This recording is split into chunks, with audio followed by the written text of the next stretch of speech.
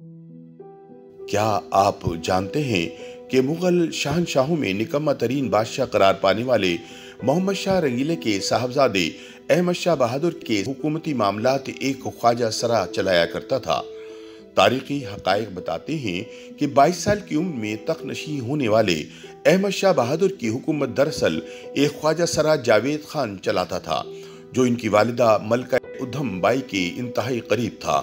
تاہم جاوید خان کے قتل کے بعد عیش و عشرت کے دلدادہ احمد خان کو بھی تخت سے اتار کر اس کی آنکھیں نکال دی گئیں اور مغلیہ سلطنت مزید تباہی کا شکار ہو گئی۔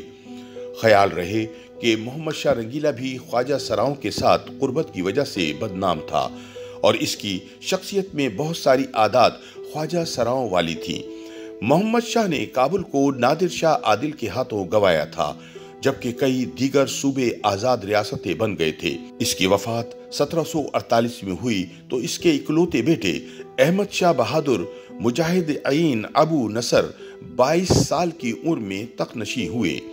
احمد شاہ جوان ہونے کے باوجود اپنے والد سے زیادہ مضبوط نہ تھے۔ احمد شاہ کی نااہلی کی وجوہات بیان کرتے ہوئے مورخ جادو ناتھ سرکار اپنی کتاب مغلیہ سلطنت کا زوال میں لکھتے ہیں کہ ان کے شک مزاج اور کنجوس والد نے انہیں شروع سے ہی دلی محل کے ایک کونے میں محدود رکھا تھا۔ وہ حرم کی خواتین، عدم توجہی، عشرت اور والد کی ڈانٹ ڈپٹ پر بڑے ہوئے۔ انہوں نے خود سے پہلے تخت کے ورثہ کی طرح کسی فوج کی کمان نہیں سنبھالی تھی۔ انہیں نہ تو اتنا وظیفہ ملتا تھا کہ عمومی راحتوں میں رہ سکیں اور نہ انہوں نے چوگان، جانوروں کی لڑائیوں اور شکار جیسے شہزادوں کے کھیل کھیلے۔ یوں بڑے ہونے پر وہ کند ذہن، نرم خو، بے وقوف نکلے۔ ان کی اپنی کوئی شخصیت تو تھی نہیں، ان کو کوئی جیسے اور جدھر چاہے ہانک سکتا تھا۔ دوسری جانب احمد شاہ کی مادر ملکہ ادھم بائی ماضی میں ایک عوامی رقاصہ تھیں۔ ملکہ بننے کے بعد انہوں نے اپنے اطوار نہ بدلے اور اپنے بیٹے احمد شاہ کے تخت نشین ہونے کو دربار میں اپنی بڑائی جتائی اور پیسہ سمیٹنے کا موقع جانا۔ ادھم بھائی کو یقین تھا کہ اگر ہندوستان کا اقتدار چلانا ہے تو خوش خو مگر کاہل احمد شاہ کے ساتھ ساتھ کسی اور کو بھی اقتدار سنبھالنا ہوگا۔ دراصل شہزادہ احمد نے تخت نشین ہونے کے بعد خود کو مکمل طور پر شراب، بھنگ، چرس اور دیگر نشہ آور شرابوں میں غرق کر دیا تھا۔ تاہم دوسری جانب ادھم بھائی میں حکومت چلانے کی اہلیت نہیں تھی۔ مورخین کے مطابق احمد شاہ کی والدہ کے اپنے ذاتی ملازم جاوید خان سے قریبی تعلقات تھے، جو کہ ایک نوجوان اور وجیح خواجہ سرا تھا۔ مغلیہ خاندان کے شاہی وقار میں تب کمی آئی جب خواجہ سرا جاوید خان دیرینہ شاہی قواعد کے برعکس شاہی حرم میں راتیں بھی گزارنے لگا۔ جاوید خان محمد شاہ کے دور میں حرم کے ملازمین کا نائب منتظم اور بیگمات کی جائیدادوں کا منتظم رہ چکا تھا۔ وہ ادھم بائی کے خاوند کی وفات سے پہلے ہی ان کے ذہن اور جسم پر قابض ہو چکا تھا۔ ادھم بھائی کے بیٹے احمد شاہ کے تخت سنبھالنے پر جاوید خان کی ترقی کی رفتار تیز ہو گئی، کیونکہ نوجوان بادشاہ نے اقتدار عملی طور پر جاوید خان کے حوالے کر دیا تھا۔ تاریخ احمد شاہی میں لکھا ہے کہ جاوید کو 19 جولائی 1748 کو دیوان خاص کا منتظم بنایا گیا۔ بادشاہ کے دربار میں حاضری اس کے ہاتھوں میں آ گئی اور وہ مخصوص مشیروں کو شہنشاہ سے ملنے کی اجازت نہ دے کر اپنا اثر و رسوخ بڑھاتے چلا گیا۔ خواجہ سرا جاوید خان اب جنگ اور امن، محصولات اور تنظیم کے فیصلے کر رہا تھا۔ اس کا واحد مقصد شہنشاہ اور ملکہ کو خوش رکھتے ہوئے اعلیٰ ترین طاقت اور اس کے ذریعے دولت اور ثروت کا حصول تھا۔ نتیجہ یہ نکلا کہ بادشاہ تاج کے مورثی وفاداروں سے دور ہونے لگے۔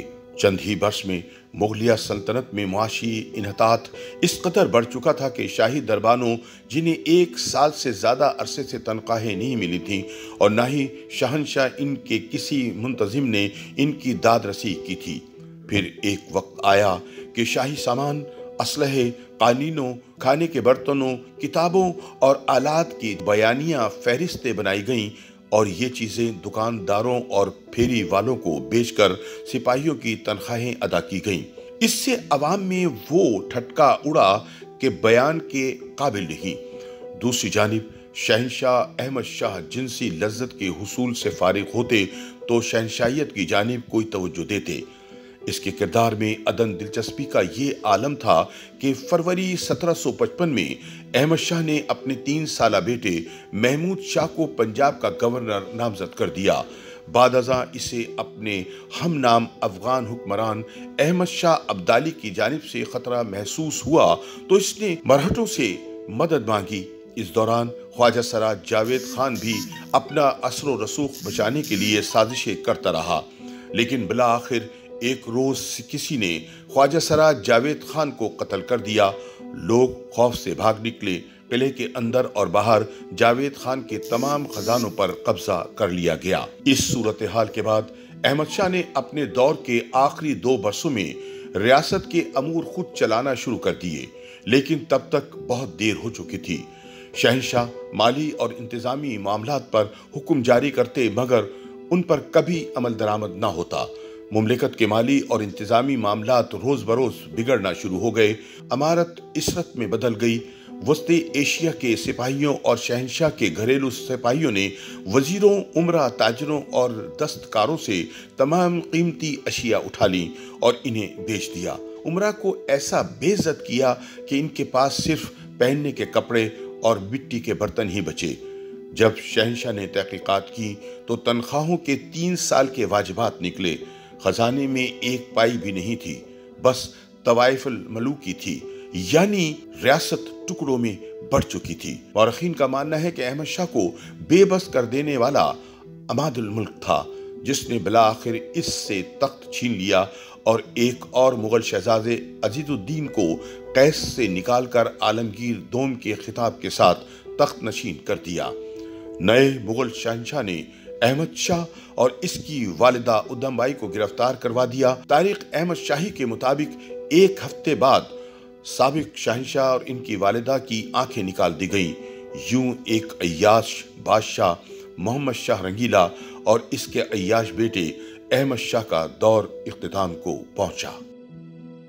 YouTube पर गूगली न्यूज देखने के लिए youtube.com की सर्च बार में गूगली न्यूज टीवी टाइप करें। गूगली न्यूज के पेज पर सुर्ख रंग के सब्सक्रिप्शन वाले बटन पर क्लिक करना ना भूलिए। YouTube पेज पर अपलोड होने वाली वीडियोस से बाखबर रहने के लिए बेल आइकन पर क्लिक कीजिए। आपको हर नई वीडियो के बारे में नोटिफिकेशन मौसूल हो जाएगा।